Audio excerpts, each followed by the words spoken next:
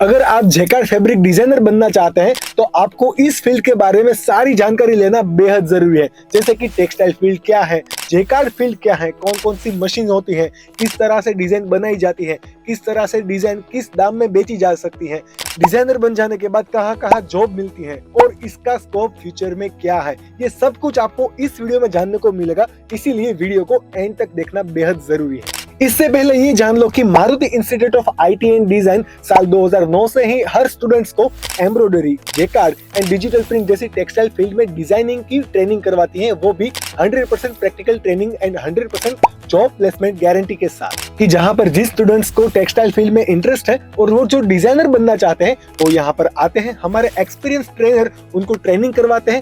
Training complete हो जाने के बाद मारुति इंस्टीट्यूट ऑफ डिजाइन आपको 2 महीने की इंटर्नशिप प्रोवाइड करती है ताकि आपको मार्केट लेवल का एक्सपीरियंस मिल सके और उनके बाद 100% जॉब प्लेसमेंट। चलिए आज के इस वीडियो में जानते हैं जेकार्ड फील्ड को। जब यार्न या फिर धागे से कोई भी फैब्रिक बनता है तब उसकी बुनाई होती है या फिर विविंग होती है।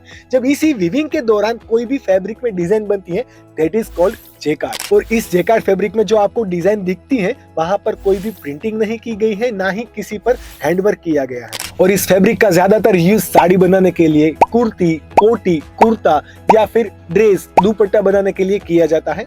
इसके अलावा साड़ी पर यूज होने वाले लेस, सोफा के कवर या फिर विंडो के लिए यूज होने वाले कर्टन में भी इसी फैब्रिक का यूज किया जाता है। ये जेकार्ड फैब्रिक बनाने के लिए मुख्य तौर पर 4 तरह के अलग अलग मशीन होते हैं, जिसमें से इलेक्ट्रिकल या फिर रेपियर जेकार्ड मशीन, महारानी jacquard machine, powerloom machine and needle machine. ये चारों मशीन के रेंज अलग अलग है और इनके यूज भी अलग अलग है। अगर हम बात करें सूरत की तो सूरत में ज्यादातर जेकार्ड फैब्रिक मैन्युफैक्चरर के पास है रेपियर या फिर इलेक्ट्रिकल जेकार्ड मशीन, क्योंकि इसमें ज्यादा फैब्रिक बनता है और ज्यादा स्पीड से बनता है और सिंपल लॉजिक है, ज्यादा प्रोडक्शन यानी कि ज्यादा मुनाफा। कोई भी जेकार्ड मशीन का काम है फैब्रिक बनाना, लेकिन उस फैब्रिक पर कौन सी डिजाइन रहेगी ये तय करने वाला है डिजाइनर, कि जिसकी डिजाइन कंप्यूटर सॉफ्टवेयर में बनाई जाती है किसी भी डिजाइनर के द्वारा। और ये डिजाइन बनाने के लिए अलग अलग तरह की 2 प्रोसेस होती है। First, creation method. Creation method में कोई भी स्केचर अपने आइडिया से व्हाइट पेपर पर कुछ भी स्केच करता है यानी कि डिजाइन को ड्रॉ करता है, वो अप्रूव हो जाने के बाद ट्रेसिंग के जरिए उसको सॉफ्टवेयर में ट्रेस करके बनाया जाता है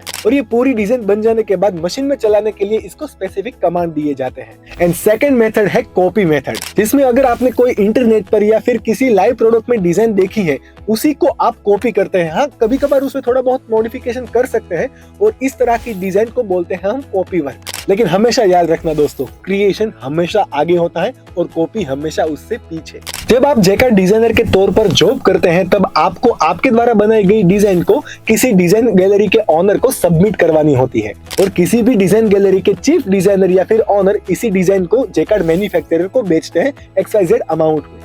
चलिए अब बात करते हैं एज ए जेकार्ड डिजाइनर के तौर पर करियर की और सीखने के बाद कहीं पर जॉब करने के लिए मिनिमम 2 महीने के एक्सपीरियंस के लिए इंटर्नशिप की भी। जब आपकी इंटर्नशिप कंप्लीट हो जाती है तब हमारी इंस्टीट्यूट आपको अच्छी से अच्छी कंपनी में जॉब प्लेसमेंट करवा देती है। ऑन एवरेज अगर किसी डिजाइनर को 3 से 4 साल का एक्सपीरियंस है तो उसकी एवरेज सैलरी रहेगी 50,000 रुपए।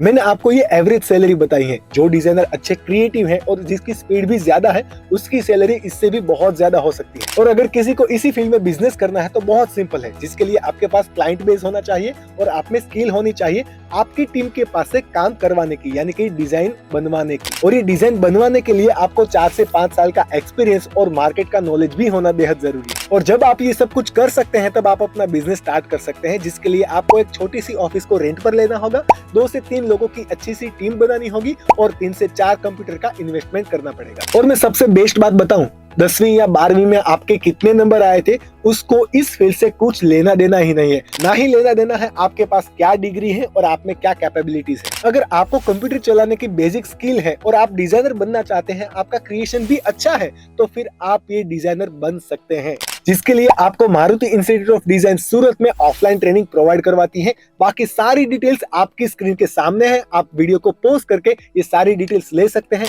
और अगर ज्यादा डिटेल चाहिए तो आपके नजदीकी एरिया में कौन सी ब्रांच है वहां की ब्रांच पर आप कॉल करके ज्यादा इंफॉर्मेशन भी ले सकते हैं। लेकिन एक बात हमेशा याद रखें, आप जो कुछ भी काम करें आप उसमें अपना best out of the best version निकाल के दें। हमारा मिशन है ज्यादा से ज्यादा स्टूडेंट्स को ट्रेनिंग देकर उसको जॉब प्लेसमेंट दिलवाना, क्योंकि हमें मालूम है कि अगर भारत को आत्मनिर्भर बनाना है तो युवाओं से पहले शुरुआत करनी पड़ेगी और हम इस युवाओं को सशक्त और आत्मनिर्भर बनने में हेल्प कर रहे हैं। धन्यवाद।